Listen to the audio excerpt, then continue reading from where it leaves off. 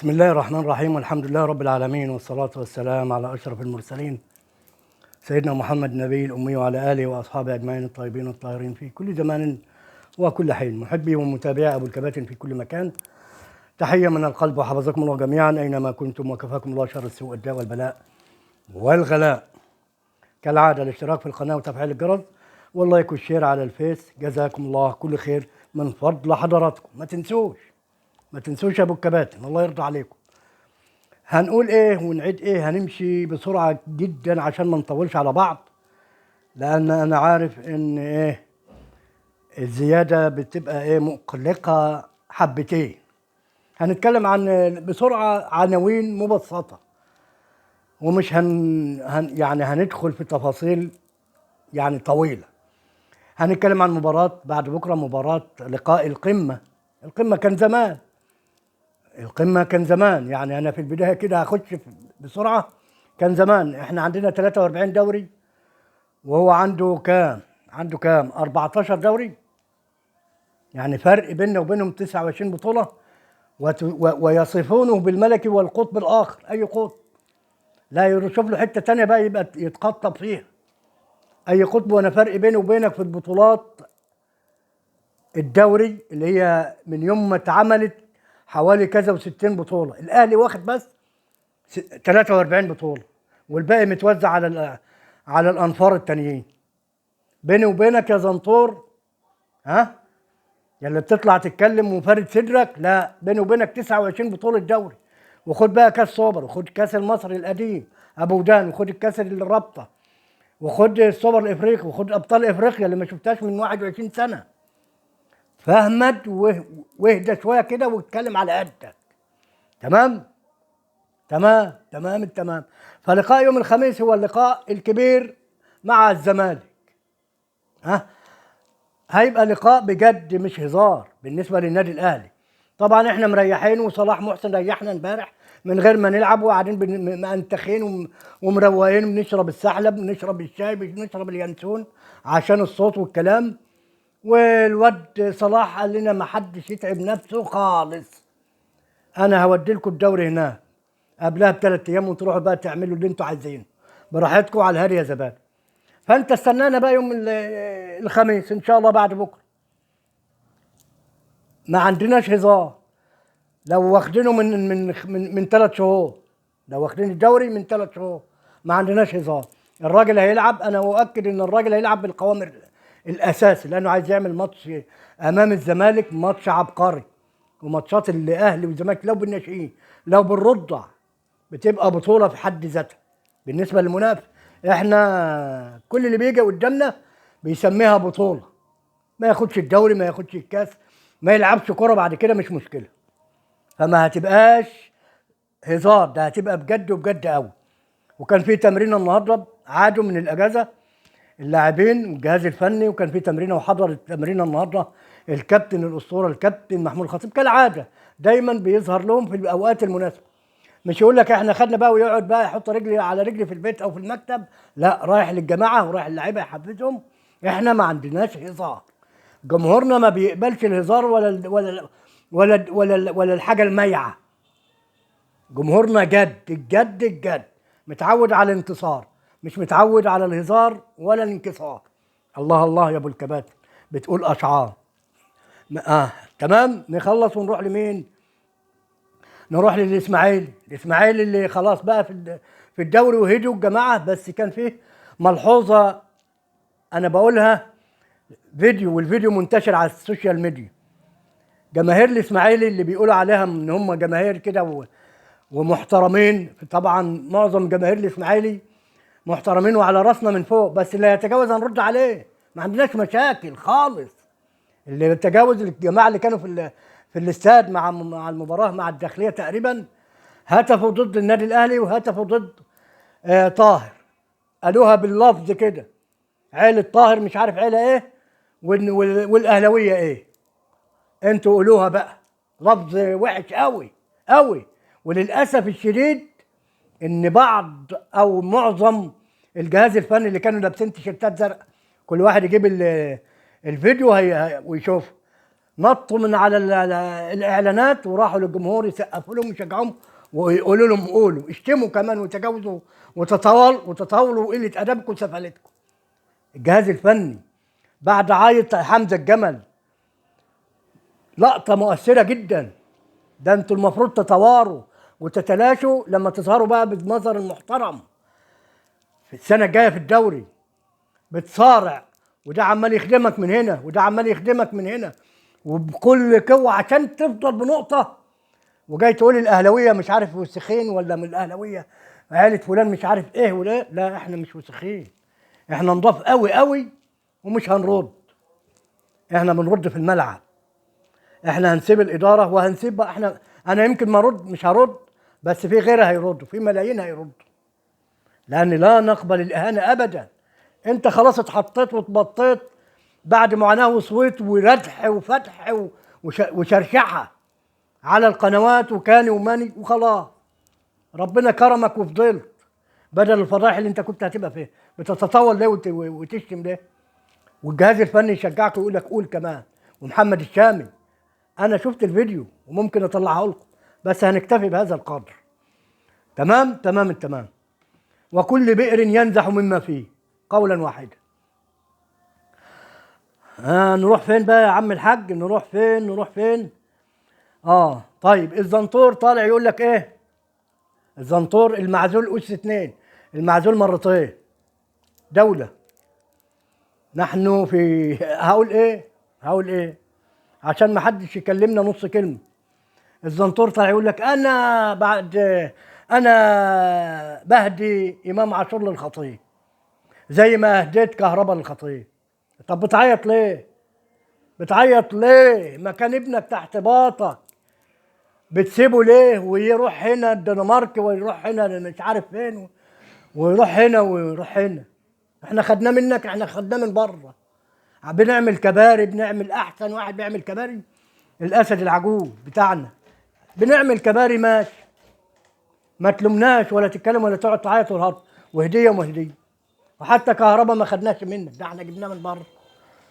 هتقعد نعمل لك كباري لما نكسحك على الاخر. ما كان تحت ايدك بتبيعه ليه؟ عملت ايه بفلوس؟ سدد بقى الغرامات، سدد. شيكابالا والشبونه البرتغالي وغيره. تمام التمام. مش هنطول في الكلام ده كله. وبعدين بقول لك ايه؟ على راي عمنا صلاح السعداني سليمان غانم، العمده سليمان غانم، الزمالك رافض تسليم الدرع عشان الاهلي ما ياخدوش يوم الخميس. ليه يا عم؟ من حقنا نستلم الدرع يوم الخميس في المباراه. غلبنا اتغلبنا تعادلنا ما فيش مشكله بالنسبه لنا، بس من حقي ان انا استلم درع الدوري رقم 43 قدام عينك وبصرك وانت بقلبك بيعمل كده. تمام؟ ليه يا جماعه؟ يقول لك المفاتيح مع الزنطور المعزول. طب ما فيش نائب معاه مفتاح؟ يقول لك مفتاح الجناين معاه، مفاتيح الحمامات عزكم الله معاه، مفاتيح المكاتب معاه، مفاتيح الجناين معاه، مفاتيح عربياتنا معاه. ايه الحكايه؟ هنشوف بقى الرابطه بقى وسياده النائب احمد دياب المحترم هيعمل ايه وهيتصرف في الليله دي ازاي. عايزين نشوف مفتاح بقى، ان شاء الله تروحوا تعملوا مفتاح او تعملوا اي حاجه. هقول ايه اكتر من كده؟ هقول ايه تهريج اكتر من كده؟ حسب اللوائح والقوانين قبلها ب 11 يوم يكون متسلم في اتحاد الكوره او في الرابطه طبعا. اتصرفوا بقى وشوفوا الزنطوره يجيب لكم المفتاح ولا هيبعتها لكم ولا هيعمل ايه. والله للخوف لا يكون عامل واحد خشب ويبعته لكم ويسيب التاني عنده. الله العظيم.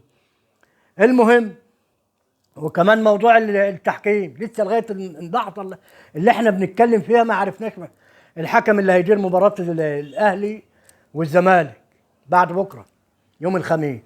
المفروض كنا نعرف، الحكم نفسه يعرف عشان يستعد ويقعد قدام الكمبيوتر ويشوف ويعيد ويزيد وجهز نفسه تمام التمام، لانه مباراه قمه مهما كانت النتائج، مهما كان الاهلي واخد الدوري من زمان والدنيا مش صعبه معاه، بس دي مباراه بطوله بالنسبه للمنافس اللي بيلعب قدام الاهلي، مش بالنسبه لنا احنا. دي مباراه بطوله ليهم هم، اي حد بيجي قدامنا بيعتبر نفسه مباراة بطولة. ما نعرفش بقى اذا كان عادل ولا محمود البنا ولا امين عمر. امين عمر كان بيحكم امبارح، هيعملوا ايه؟ انا الراجل الاجنبي ما بيتصرفش ليه؟ بيقول لك انا هبتدي من السنه الجايه، انا ماليش دور. طب انت عمال تقبض وخلاص، عمالين تقبضوه وما بيعملش، وانتوا اللي ممشيين الليله. توفيق السيد او مش عارف ايه، السيد عبد العزيز السيد هو اللي ممشي الليله مع محمد الحكم الدولي. ها، انتوا اللي ماشيين الليله. بتقبضوا له ليه؟ وما بتقبضوش الحكام الغلابه.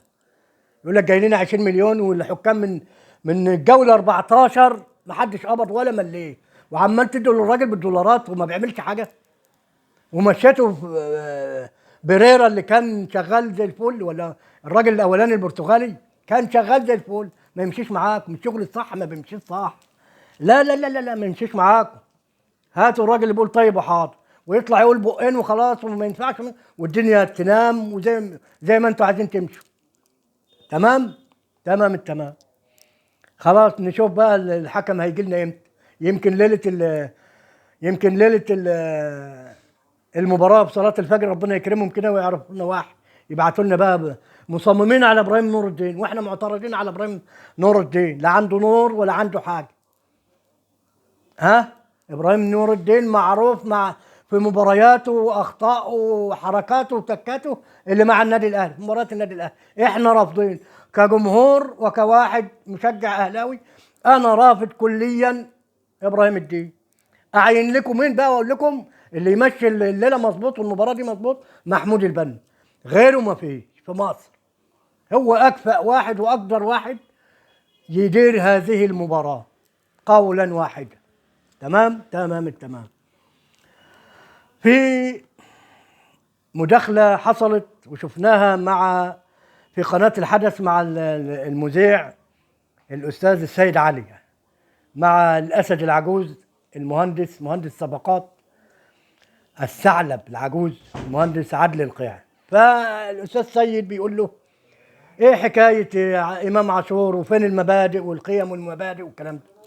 هو قال له جملة واحدة بس، قال له حكاية القيم والمبادئ دي بتاعتنا احنا، تخصنا احنا، ما تخصش حد.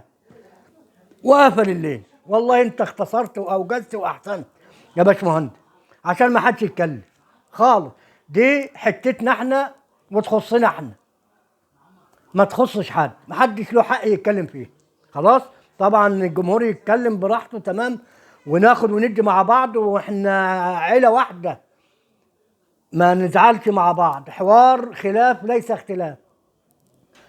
عادي جدا اقبل وجهة نظرك وانت تقبل وجهة نظري، وتمام تمام، بس مصلحة الفريق فوق كل حاجة، مصلحة الفريق الفنية فوق كل حاجة.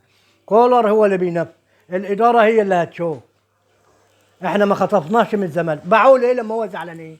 عايزينه ليه لما هم باعوه؟ ما تفكر كده يا عم الاهلاوي المحترم الحبيبي وصديقي، هم عايزينه ليه؟ وبيصوتوا ليه؟ وبيعيط ليه؟ المعزول اس 2 ها بيعيط ليه؟ ما يعني خلاص كده تمام التمام. بالنسبه يقول لك ان ديانج موقوف وفي غرامه وكده. الغرامه تقريبا للوكيل بتاعه 220,000 دولار تقريبا، والنادي الاهلي هيسددها في الوقت اللي هتوصل فيه الغرامه. يعني هيترفع الوقف عن او الغرامه او الايقاف عن ديانج، وهيشارك يوم الخميس ان شاء الله باذن الله. ما فيش اي مشاكل.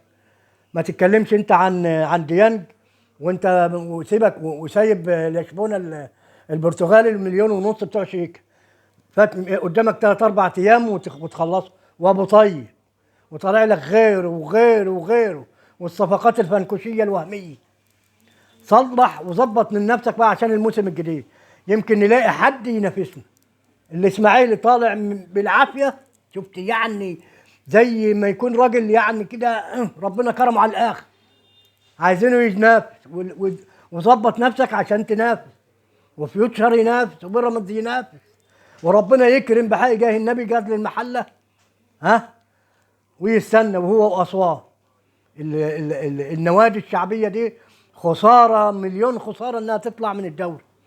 وجيلنا بقى سكك الحديد والمترو ومش عارف ايه وايه وايه، وشركات ودواء وشركات بياعين الخضار، كله يبقى في الدوري. لا يا عم، نشد يعني رابطه الانديه بقى تبص بقى للانديه الجماهيريه زي المنصوره، زي انا مش عارف الترسانه دي ما عدناش بنسمع عنها ليه، مش عارف، ولا الاولمبي. تمام تمام. وبنبارك للثلاثه اللي طلعوا، زد وبلديه المحله والجونه. ويا رب يفضل غزل المحله ولاد عمنا فلاحين مصر الجمال يا رب يبقوا مع بلديه المحله الاثنين في الدوري. في النهايه بقول لكم ايه عشان ما اطولش، ان الاهلي تاريخ ومبادئ وتطوير. ما ترميش ودنك كالعاده لاي زنطور من الزناطير، خليهم في حالهم واحنا في حالنا. وصلي وسلم وبارك عليك يا سيدي يا رسول الله، سيدنا محمد. اللهم صل وسلم وبارك عليك يا سيدي يا رسول الله. والسلام عليكم ورحمه الله وبركاته.